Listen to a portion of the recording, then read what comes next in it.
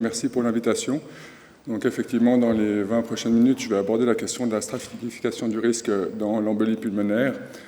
Je n'ai pas de conflit d'intérêt en lien avec cette présentation. C'est une présentation qui est basée sur une leçon de pré-AD5 que j'ai donnée au mois de mai, donc je m'excuse auprès des personnes qui l'auraient suivi pour les répétitions.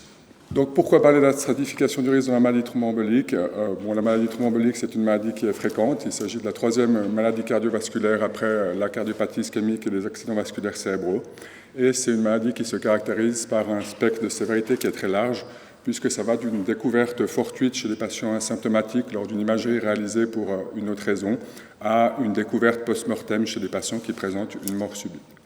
On considère que la maladie thromboembolique est responsable d'environ 300 000 décès par an en Europe et les études historiques montrent une mortalité à 10 jours après une embolie pulmonaire, à 30 jours, qui est d'environ 10%. Un élément important sur lequel on reviendra par la suite, c'est que seulement une partie de cette mortalité est attribuable à la maladie thromboembolique elle-même.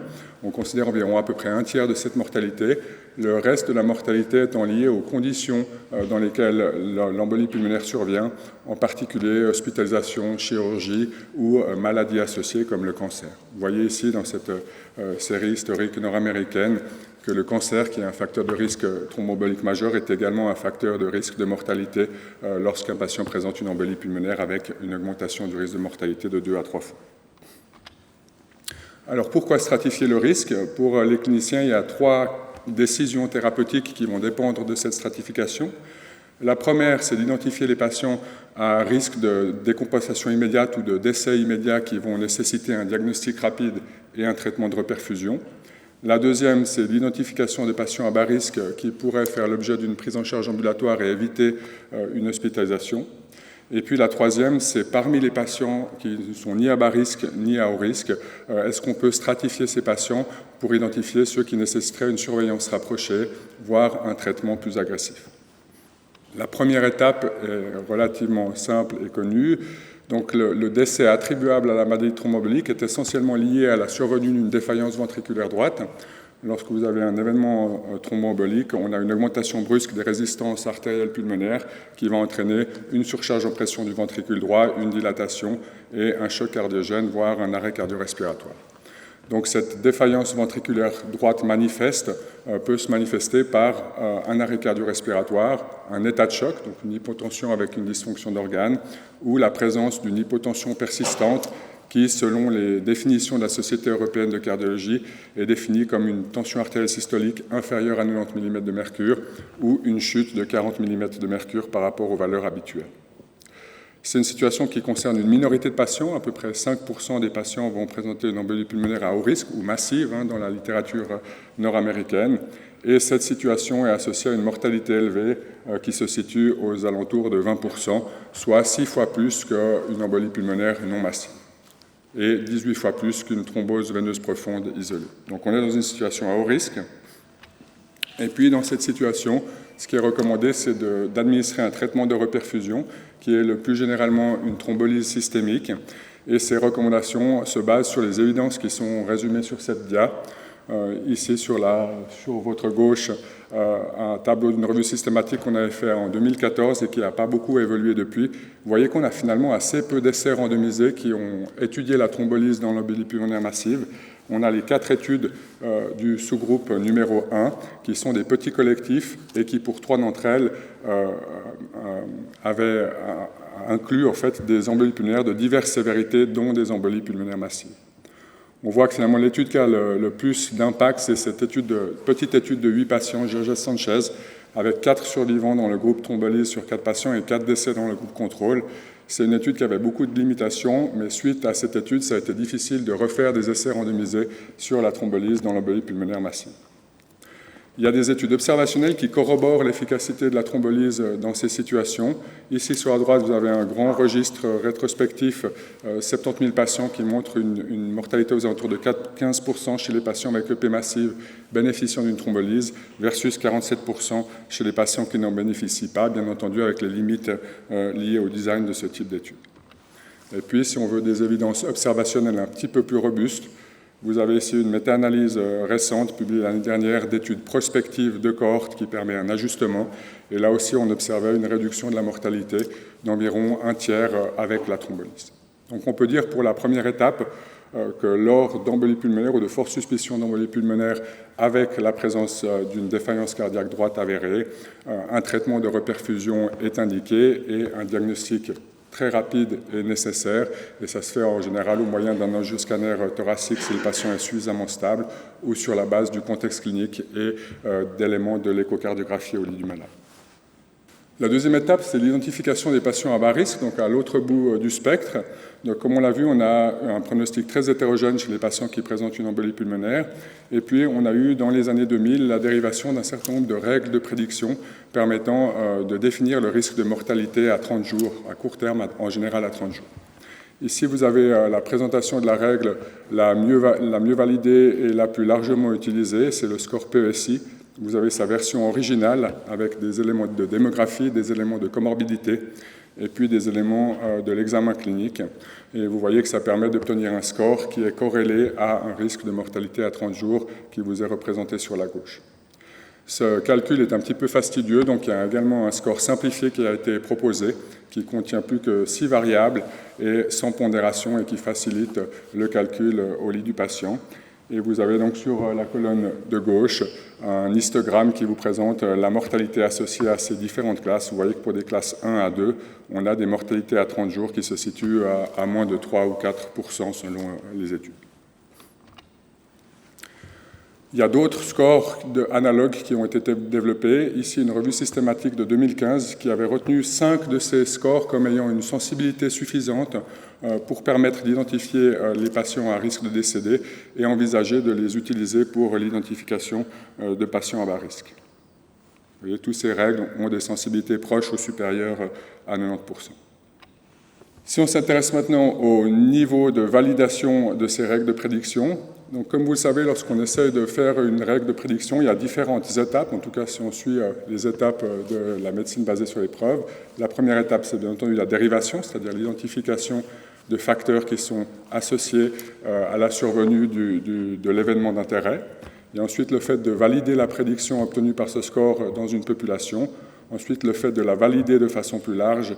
Et puis ensuite, il y a le fait, qui est rarement réalisé, en fait, de montrer que l'utilisation de cette règle de prédiction pour la prise en charge des patients améliore leur prise en charge par rapport à une prise en charge standard ou à d'autres avantages, c'est-à-dire qu'elle est non inférieure, mais qu'elle diminue le fardeau de la prise en charge. Si on s'intéresse à l'embolie pulmonaire, donc on voit que pour l'identification des patients à bas risque, les scores PESI et PESI simplifiés sont très largement validés. On a des études qui portent sur plusieurs dizaines de milliers de patients. Et pour le PSI, on a également une étude d'impact, c'est-à-dire qu'on a un essai randomisé qui a comparé une prise en charge ambulatoire basée sur le PESI à une prise en charge hospitalière et qui a montré que cette prise en charge était non inférieure en termes de récidive d'événements thromboemboliques ou de mortalité, même si on observait une tendance à des saignements un peu plus importants dans le bras ambulatoire. Il faut aussi préciser que ces études ont été réalisées avant l'époque des anticoagulants directs qui changent peut-être ces éléments. Il existe une autre règle qui a suivi un trajet de validation un petit peu différent, c'est-à-dire qu'elle n'a pas suivi les étapes de dérivation, validation interne, validation externe. C'est cette sorte de checklist que vous avez sur la droite, c'est ce qui s'appelle les critères d'Estia. C'est un certain nombre de critères qui définissent le patient comme étant à bas risque et ne nécessitant pas une hospitalisation.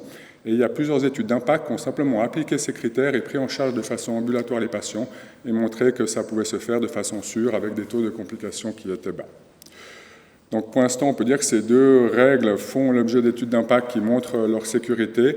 Il y a un essai randomisé qui compare une prise en charge basée sur les critères d'Estia à une prise en charge basée sur le PESI qui est actuellement en cours et qui devrait probablement être publié dans les mois à venir. Donc pour cette deuxième étape, on peut dire que la prise en charge ambulatoire des patients avec embolie pulmonaire à faible risque est possible et sûre, et que les scores PESI et PESI simplifiés et les critères d'Estia sont les règles les mieux validées pour identifier ces patients. On arrive maintenant à la troisième étape, qui est la stratification des patients à risque intermédiaire. Donc ce sont les patients qui ne sont ni à haut risque, c'est-à-dire qui ne présentent pas d'instabilité hémodynamique, ni à bas risque, tel que défini par le PESI ou le PESI simplifié. Et ça représente une proportion assez importante de patients avec embolie pulmonaire, probablement à peu près la moitié de ces patients. Il s'agit donc d'un groupe hautement hétérogène. Et puis un élément important, en fait, c'est que la mortalité prédite n'est pas forcément la mortalité évitable qui nous intéresse lorsqu'on envisage d'admettre des patients aux soins intermédiaires ou aux soins intensifs ou d'intensifier leur traitement. C'est quelque chose qu'on avait illustré ici dans la pneumonie d'acquisition communautaire. Vous voyez que l'utilisation du PSI, qui est un score très analogue au PESI, en fait prédit assez mal le besoin en intensification du traitement par rapport à des scores qui sont dédiés à évaluer la sévérité de la maladie plutôt que la vulnérabilité du patient chez qui la maladie survient. Donc, dans les années 2000 à 2010, je dirais, il y a eu un intérêt d'essayer de trouver des marqueurs de dysfonction ventriculaire droite précoce avant la survenue d'une insuffisance cardiaque manifeste cliniquement pour pouvoir stratifier ces patients à risque intermédiaire. Et si vous avez une illustration de quelques-uns des marqueurs qui ont été utilisés, il y en a d'autres, mais disons les plus largement étudiés, vous voyez qu'il y a la troponine, et notamment la troponine ultrasensible, le BNP avec ses différentes déclinaisons, et puis les signes de dysfonction ventriculaire droite qui peuvent être observés à l'imagerie, notamment à l'échocardiographie ou au CT, puisque les patients bénéficient de cet examen pour le diagnostic de l'embolie pulmonaire. Il y a plusieurs paramètres, plusieurs éléments du scanner qui peuvent être suggestifs d'une dysfonction ventriculaire droite. Le plus communément utilisé et simple à visualiser, en fait, c'est simplement le rapport du diamètre transverse du ventricule droit sur le diamètre transverse du ventricule gauche. Et on considère en général que si le ventricule droit est plus grand que le ventricule gauche, c'est un signe de surcharge en pression du ventricule droit. Vous voyez que chacun de ces marqueurs est associé à un risque, un rapport de vraisemblance positive, c'est-à-dire une augmentation de l'odds de mortalité qui varie de 2 à 5 fois selon les différents marqueurs. Et ils ont un effet additionnel, typiquement si on prend les signes à l'imagerie de dysfonction ventriculaire droite et l'élévation des enzymes cardiaques, la combinaison des deux en fait, augmente la valeur de la prédiction. Donc sur la base de ces éléments, ça a servi de rationnel à la réalisation de l'étude PETO, qui est le plus grand essai randomisé effectué jusqu'à présent sur la thrombolyse dans l'embolie pulmonaire. Dans cette étude, il n'y avait pas de stratification du risque sur des bases cliniques, donc on prenait les embolies pulmonaires qui présentaient des signes de surcharge ventriculaire droite et une élévation des biomarqueurs, donc de la troponine. Donc des embolies pulmonaires à risque intermédiaire élevé, selon la classification de la Société européenne de cardiologie, mais sans stratification clinique par le PESI. Ces patients étaient randomisés à une thrombolyse, en l'occurrence par de la tenectéplase, versus une anticoagulation seule. Et vous avez ici sur la droite les principaux résultats de cet essai. Vous voyez que le taux d'événement, c'est-à-dire mortalité ou survenue d'une instabilité hémodynamique, était assez faible. On était à 5,6% dans le groupe anticoagulation et 2,6% dans le groupe thrombolyse, qui représentait un avantage statistiquement significatif. Vous voyez par contre que cet avantage était essentiellement lié à une diminution des besoins en thrombolyse secondaire, 0,8, 4,6%, mais sans impact véritable sur la mortalité. Vous voyez que le prix à payer était élevé, avec des saignements majeurs qui étaient augmentés dans le groupe thrombolyse, 11,5% versus 2,4% dans le groupe anticoagulation, et en particulier les saignements intracrâniens étaient augmentés d'environ 2%. Donc globalement, un bilan assez mitigé. On peut dire que la présence d'une souffrance ou d'une dysfonction du ventricule droit est clairement associée à un risque accru de complications chez les patients présentant une embolie pulmonaire, mais que la thrombolyse systémique chez ces patients a un rapport risque-bénéfice qui est défavorable et doit donc être réservé aux patients qui évoluent vers une instabilité hémodynamique. Alors comment avancer à partir de là pour essayer d'améliorer ce rapport risque-bénéfice de la thrombolyse pour un sous-groupe de ces patients? L'intérêt à partir de l'étude PETO a été d'essayer de mieux stratifier ces patients à risque intermédiaire. On a vu fleurir un nombre de règles de prédiction assez important. J'en ai sélectionné quelques-unes sur cette dia, visant à essayer d'identifier un sous-groupe de patients à plus haut risque. Vous avez ici les variables qui sont incluses dans ces différentes règles de prédiction. Vous voyez que les critères de la Société européenne de cardiologie en fait, se basent sur le PESI, donc sur ces variables cliniques, démographiques, comorbidité, et sur les signes de dysfonction ventriculaire droite. On a d'autres scores un petit peu plus simples, par exemple le score de Bova, qui se base sur 2 paramètres hémodynamiques et l'élévation des enzymes cardiaques et les signes de surcharge du ventricule droit. Si on s'intéresse maintenant à la valeur prédictive positive de ces scores, on voit que ces scores, par rapport aux 5,6% de risque qu'on observait dans le groupe anticoagulation de l'étude Peito, permettent vraisemblablement d'identifier des patients à plus haut risque de décompensation. Si vous prenez par exemple le score de Bova, on est aux alentours de 20% d'événements défavorables à court terme. En l'occurrence, les événements défavorables, c'était les décès ou la survenue d'une instabilité hémodynamique. Il y a certaines personnes, comme certains chercheurs, qui ont même proposé de rajouter les lactates comme variable supplémentaire au score de Bova en atteignant même des valeurs prédictives qui allaient jusqu'à 25% dans certaines études. Ce score a fait l'objet d'une méta-analyse tout récemment, au mois de mai de cette année, qui retrouve à peu près les mêmes chiffres. Vous voyez qu'on commence à avoir un niveau de validation qui est raisonnable, avec une dizaine d'études, et donc une valeur prédictive positive qui se situe aux alentours de 20%. Donc on peut extrapoler et se dire, si on incluait des patients avec ce niveau de risque de base et qu'on imaginait que le bénéfice observé de la thrombolyse dans l'étude Peito se vérifiait, vous avez ici une illustration des bénéfices qui seraient attendus si on appliquait ce principe. Vous voyez que de 8 patients pour 1000 patients traités, 8 vies sauvées pour 1000 patients traités dans le groupe Peito, on passerait à 40 patients sauvés avec la thrombolyse pour 1000 patients traités, en imaginant, et ce qui reste à démontrer, que les complications hémorragiques restent de la même ampleur.